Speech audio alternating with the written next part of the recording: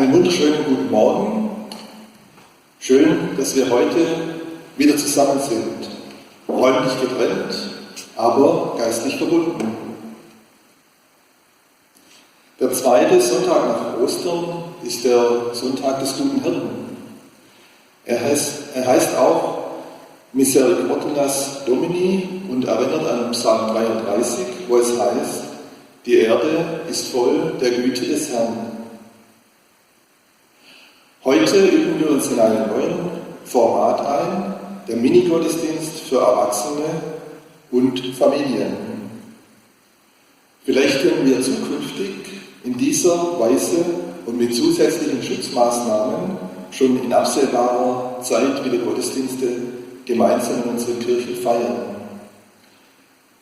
Diese Aussicht macht uns fröhlich, erst recht in der Osterzeit. Und so singen wir nun gemeinsam, wir wollen alle fröhlich sein.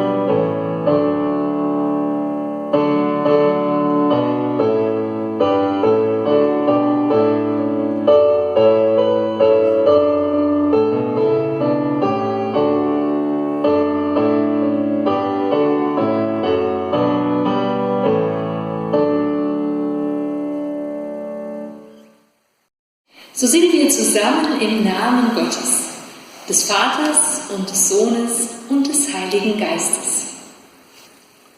Amen. Lassen Sie uns den Wochenpsalm, Psalm 23, bei der Nummer 711, im Wechsel miteinander beten. Der Herr ist mein Hirte, mir wird nichts mangeln. Er weidet mich auf einer grünen Aue und führet mich zum frischen Wasser. Er erquicket meine Seele. Er führet mich auf rechter Straße, um seines Namens willen. Und ob ich schon wanderte im finstern Tal, fürchte ich kein Unglück. Denn du bist bei mir, dein Stecken und Stab trösten mich.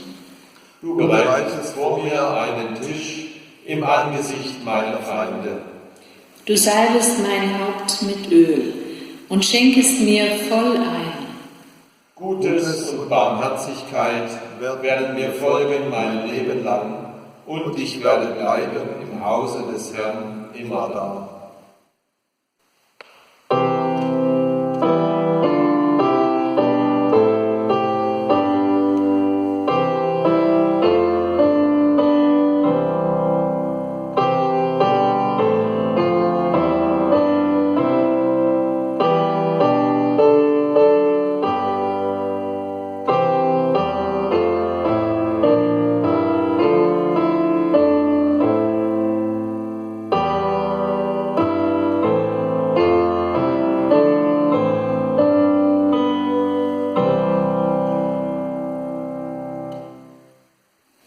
unser Gott, du guter Hirte meines Lebens.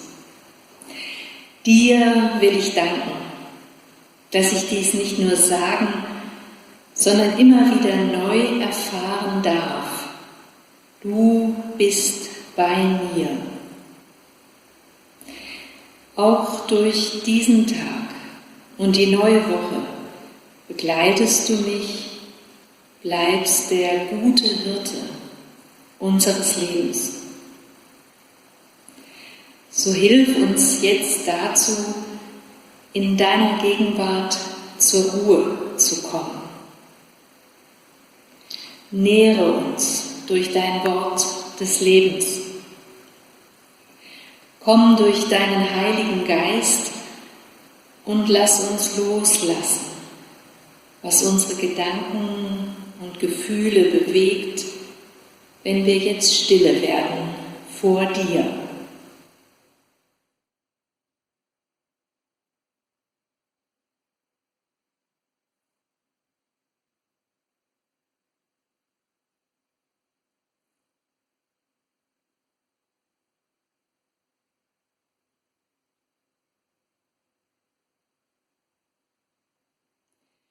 Mein Herz ist unruhig in mir, bis es zur Ruhe findet in dir, Herr.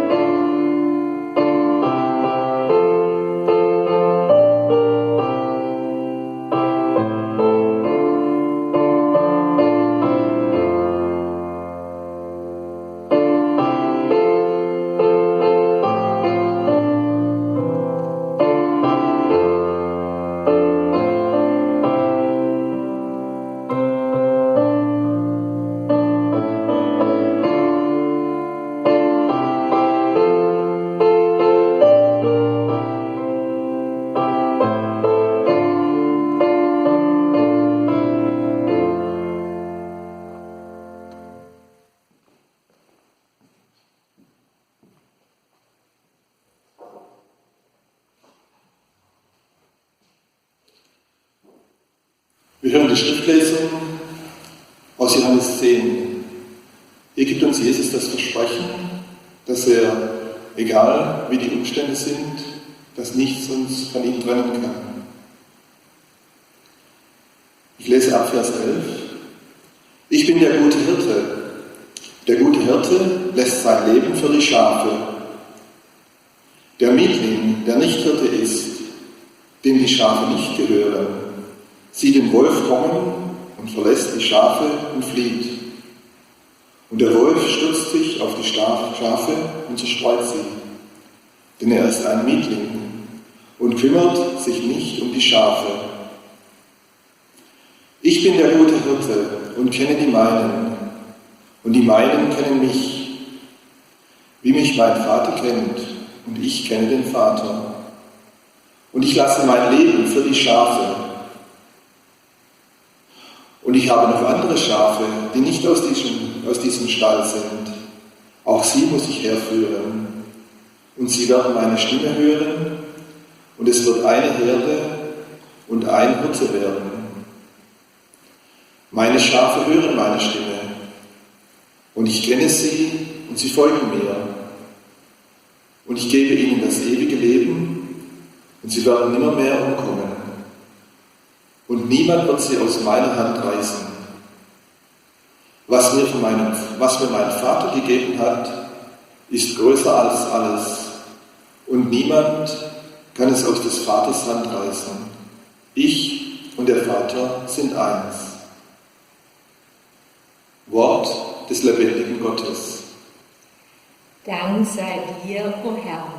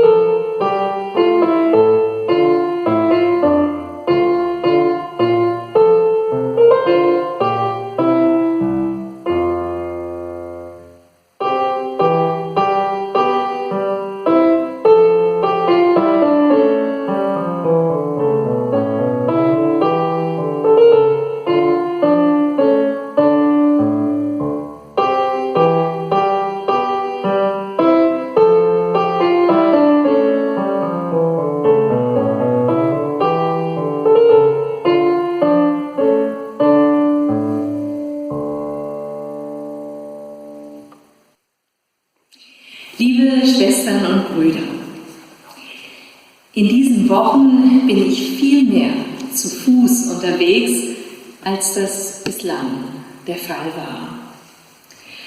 Rundherum bestreife ich die Umgebung von Zell-Aichelberg und Pliensbach.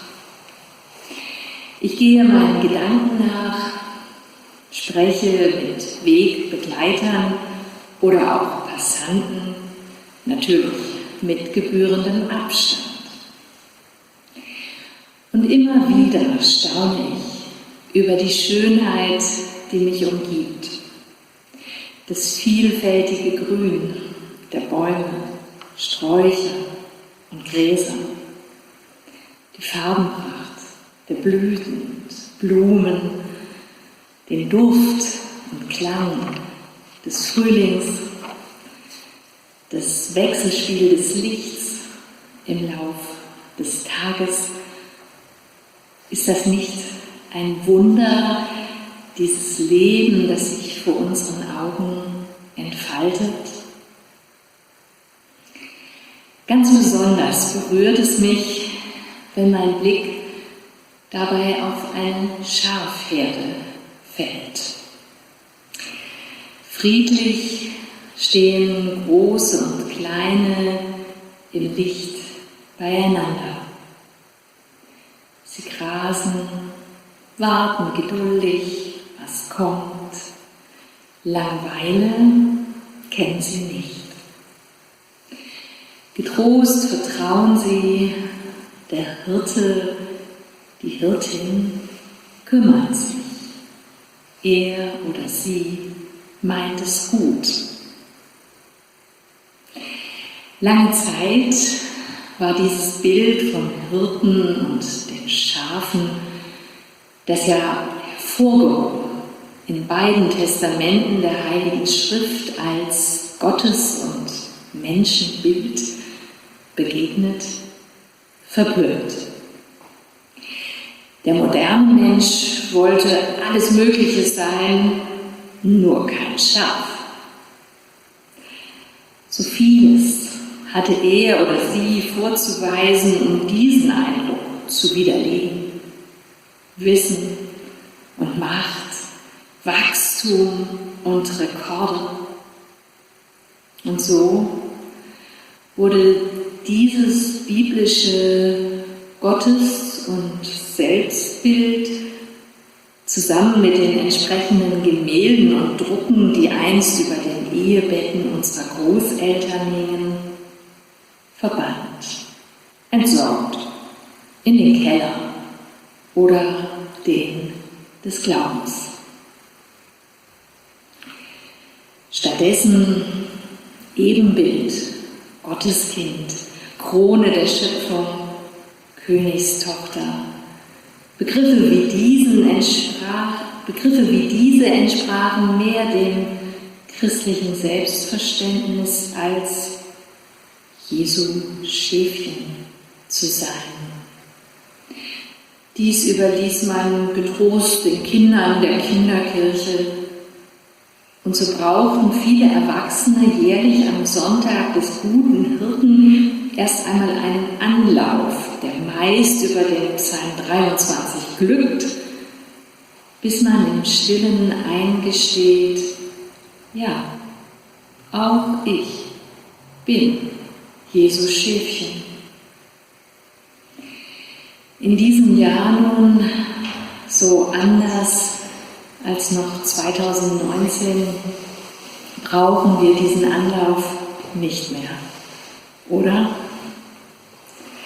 Für mich jedenfalls kann ich das sagen, dass mich die Ansicht der Schafherden auf den Wiesen rund um Zell gegenwärtig so berührt, hat tief in meinem Innern damit zu tun, dass ich mich jedes Mal trösten lasse. Der Herr ist mein Hirte, mir wird nichts mangeln. Ja, wir dürfen es zugeben, keinen anderen Trost als diesen brauchen wir doch gerade. Wir brauchen ihn, wenn uns nach dem Aufwachen morgens die Schrecksekunde überfällt, wieder ein Corona-Tag. Wir brauchen ihn, wenn unsere Gedanken erneut nach vorne galoppieren, statt im Hier und Jetzt zu verweilen. Seht die Vögel unter dem Himmel an. Wir brauchen ihn, wenn uns die Nachrichten mal wieder mit schrecklichen Bildern und Botschaften überfallen. Der Herr ist mein Hirte, mir wird nichts mangeln. In diesem Bedürfnis, nicht mehr als ein Schäfchen unter vielen anderen in Jesu Herde zu sein, begegnen wir einander und den ersten Adressaten des heutigen Predigttextes. Was wir von ihnen wissen, ist nicht viel, aber es ist auch nicht wenig. Als christliche Minderheit leben sie um das Jahr 100 in Kleinasien, jenem Teil der heutigen Türkei also, der zu Vorderasien gehört, Anatolien. Fern von Rom sind sie dennoch nicht fern von Gefährdung. Misstrauen schlägt ihnen ihrem merkwürdigen neuen Glauben entgegen. Scharf beobachtet man ihren Alltag, ihr Leben. Ja, sogar Verleumdungen gibt es gegen sie vor den staatlichen Behörden. Ihre Umwelt erscheint zunehmend feindlich, das Leben bedroht. Und auch wenn Corona-Alltag doch anders noch ist, wir spüren, ihr fernen Brüder und Schwestern, seid uns nahe. Ja, auch sie brauchten Ermutigung, aufrichtende wie aufrichtige Worte. Auch sie brauchten andere Botschaften, die wie vom Himmel fallen und doch in menschlicher Handschrift ganz sinnlich erfahrbar in ihren Händen wiegen und die Herzen erleichtern. Es geht um das Durchhalten in schwierigen, ja schweren Zeiten. Hören wir aus dem 2. Kapitel des 1. Petrusbriefes den Text dieses Sonntags. Denn dazu seid ihr berufen, da auch Christus gelitten hat für euch und euch ein Vorbild hinterlassen, dass ihr sollt nachfolgen seinen Fußstapfen. Er, der keine Sünde getan hat und in dessen Mund sich kein Betrug fand, der, als er geschmäht wurde, die Schmähung nicht erwiderte, nicht drohte, als er litt, es aber dem anheimstellte, der gerecht richtet, der unsere Sünden selbst hinaufgetragen hat an seinem Leibe auf das Holz, damit wir, den Sünden abgestorben, der Gerechtigkeit leben. Durch seine Wunden seid ihr heil geworden, denn ihr wart wie irrende Schafe, aber ihr seid nun umgekehrt zu dem Hirten und Bischof eurer Seelen. Liebe Schwestern und Brüder, nicht wahr, dieser kleine Briefabschnitt entrollt noch einmal die ganz große Heilsgeschichte der Passionszeit und der Ostertage vor uns und für uns.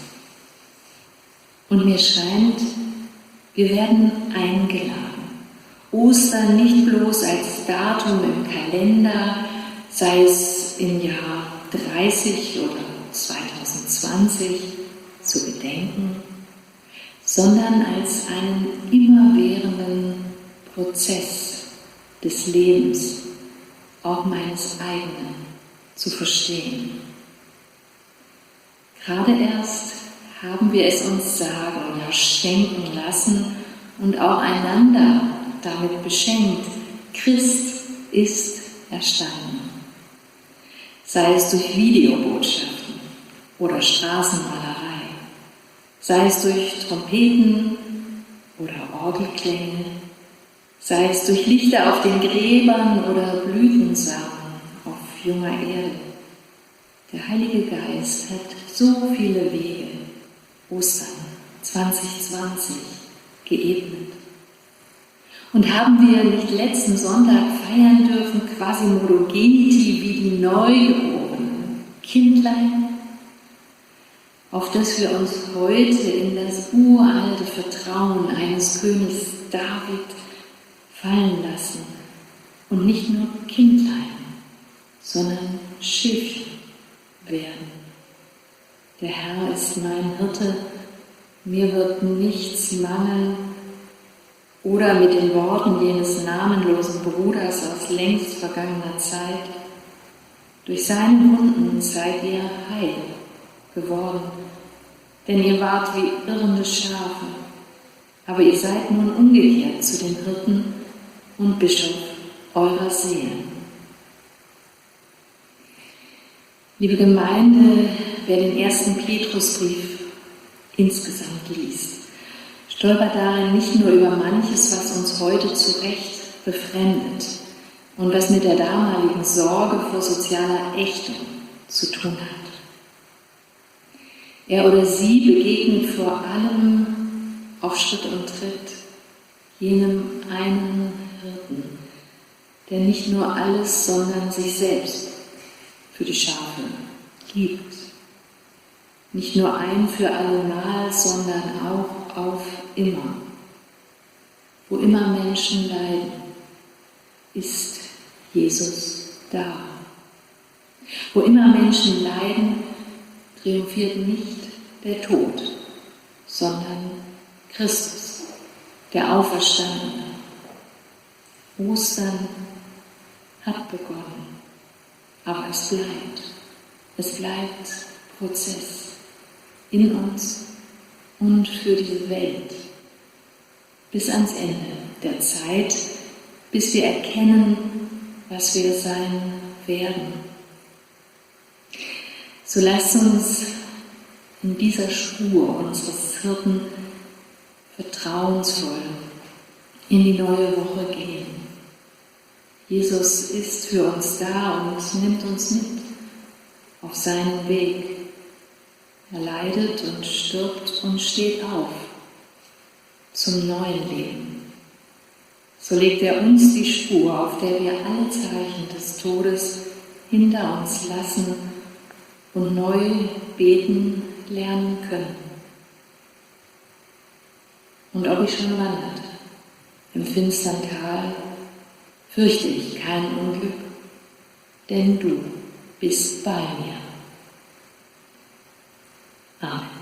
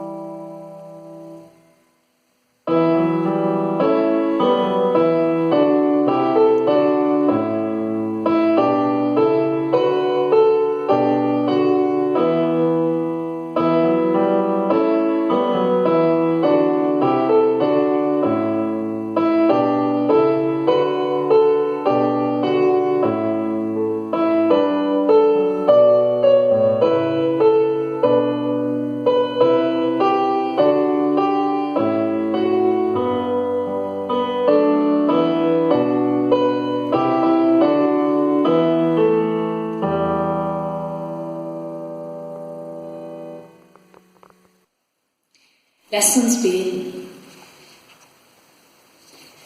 Treuer Gott, wenn wir heute in die neue Woche aufbrechen, wollen wir auch dir treu bleiben und unserem Hirten folgen von ganzem Herzen, von ganzem Gemüt und mit aller Kraft.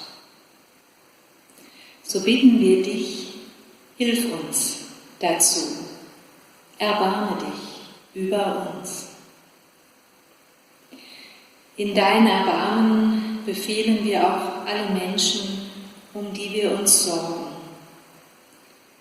Unsere Großeltern und Urgroßeltern, die Vorerkrankten in unseren Familien und Freundeskreisen, die Bewohner und Bewohnerinnen der Pflege und Altenheime, die schwer Erkrankten und alle, die sich um sie kümmern. Wir bitten um deine Barmherzigkeit und Hilfe, besonders auch für die Kinder dieser Welt, hier bei uns und gerade auch in Ländern, in denen das Leben viel schwerer ist. Wir bitten für die Frauen, die zu Hause statt unterstützende Liebe bedrängende Gewalt erfahren. Wir bitten für die Einsamen, die unter ihrer Einsamkeit noch mehr leiden. Wir bitten für die Flüchtlinge und alle Menschen, die unwürdig leben. Wir bitten für die Seele jedes Menschen. Hilf, dass wir durch das Leid hindurch zu neuer Klugheit und wahrer Mitmenschlichkeit gelangen. Heile diese kranke Welt und segne die Menschheit. Vater unser im Himmel, geheiligt werde dein Name, dein Reich komme, dein Wille geschehe, wie im Himmel, so auf Erden.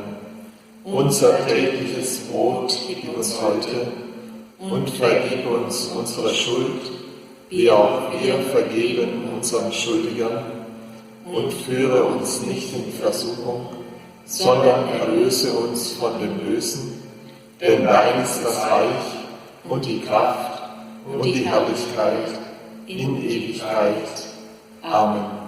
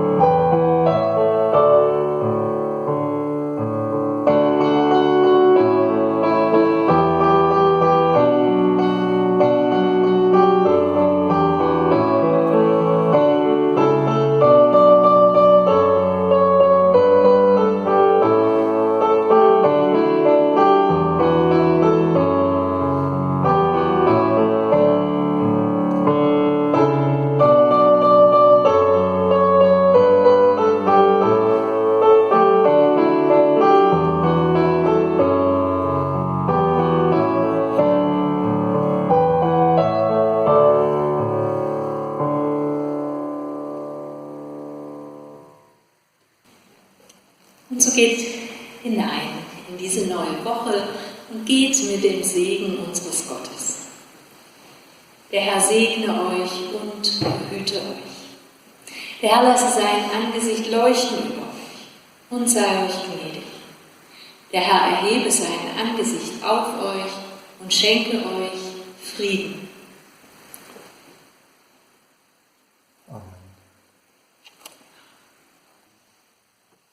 Amen.